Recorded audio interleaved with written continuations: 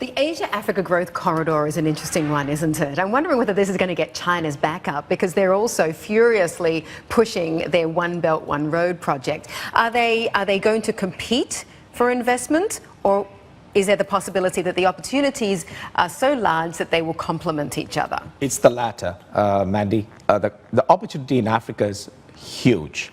So I view these as complementary efforts, and the winner is going to be Africa. Africa needs funding. The opportunity is huge. If you just take infrastructure in Africa, today I think the estimated spend is about 50 billion, but the deficit is another 50 billion.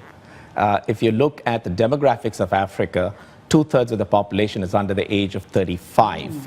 And in another 15 to 20 years, Africa will have more people of a working age than either India or China.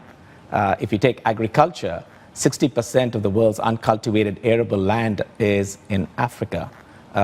Resources is often the story. I mean, Africa has got huge resources.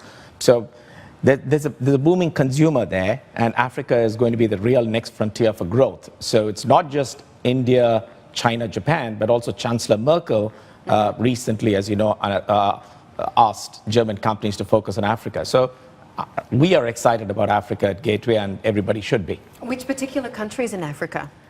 There are 54, 55 countries in Africa. Which ones offer the most opportunity for investment, or are ripe for investment? I think there are a whole slew of them. I mean, whether it's Nigeria, which is the largest country in on the continent in terms of GDP, or Kenya, or Rwanda, or Tanzania. There are a whole slew of them.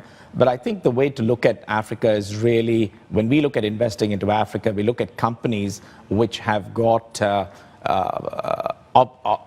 operations in multiple locations, because that's how we build scale in Africa, because each one of the individual markets may lack scale. So one of the companies we have invested in, Liquid Telecom, we provide optic fiber infrastructure across 13 countries, over 50,000 kilometers of fiber.